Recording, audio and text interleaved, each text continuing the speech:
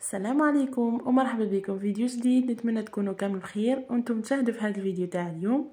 الوصفه تاعنا نهار اليوم هي مشوك بالكاوكاو. حبيت نشارك معكم هذه الوصفه، نتمنى تنال اعجابكم وما تنسوش ديروا جيم، تخليوا لي رايكم في التعليقات وما تنسوش مشاركه الفيديو مع الاصدقاء.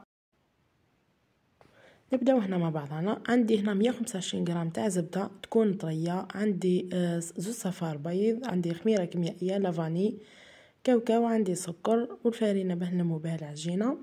هنا نضيفو زوج مغارف كبار سكر عادي، هنا كيف زوج صفار بيض، وعندي كيف مغرف صغيره تاع لافاني. نخلط المكونات تاعي مليح يعني حتى يذوب هذاك، نحسو بهذاك السكر يعني ذاب، ونتحصلوا على خليط يكون كريمي ومتجانس. وهنا عندي خليط ما بين ججلانيه وكاوكاو يكون محمص بقشورو. تحبوا ديروا يعني كاس كامل تاع كاوكاو، تحبوا ديروا نص كاوكاو ونص ججلانيه كما تشوفوا. وعندي ايضا نصف باكي خميره كيميائيه. نخلطوهم مليح ونبداو نلمو بالفارينه حتى نتحصلوا على عجينه تكون طريه وما تيبسوهاش هكا، يعني باه تجيو تشكلوا هذوك لي بول، يعني ما تقدروا تشكلوهم عادي، يعني ما يتحلوا الكمش. هنا راح نوزن الحبه، راح نوزنها 25 غرام، راح تجينا الحبه يعني مش صغيره ومش كبيره بزاف، يعني حتكون مليحه.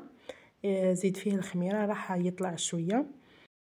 هنا البياض هذاك احتفظنا به، ضفت له شويه تاع لافاني، وراح ندير هذوك لي بول تاعنا فيه، وراح نزيد نمرغدهم كما تشوفوا. فوالا راح نديرهم في الكاوكاوي فيلي. تقدروا ديروا تحكموا كاوكاو بقشورو وترحيوه، تحمصوه وترحيوه وكما نقولوا تغربلوه وتنحيو هذاك الخشين وتديروا فيه لي بول تاعكم هكا. فوالا انا درته في الكاوكاوي فيلي كما تشوفوا. وهنا درتهم في الكيسات، وراح نجيب يعني تكون حاجه نظيفه بهذا الشكل، وراح نخربهم في الوسط وندخلهم للفرن على 180 درجه حتى نشوفوا الحبه يعني تحمرت وتشقت وتحمرت مليح ونخرجوه. فوالا هنا كيما تشوفوا بعد ما طاب، هنا الحبه تاعنا مشوي كيما تشوفوا تشقت وتحمرت. ومن بعد نحينا. هنا حنجيب عسيله كيما تشوفوا، انا سخنتها شويه يعني وخليتها بردت يعني باه ما تكونش ثقيله، ودرت كل حبه درت لها مغرف معمره مليح. وهنايا حنضيف يعني رشه تاع سكر غلاس من الفوق. وفيما يخص التزيين انا زينت بهذيك بلي سيغيز فقط، يعني اللي تحب دير تزين بحبه تاع كاوكاو، يعني دير الحبه تحت الكاوكاو قبل ما تدخلوا يطيب.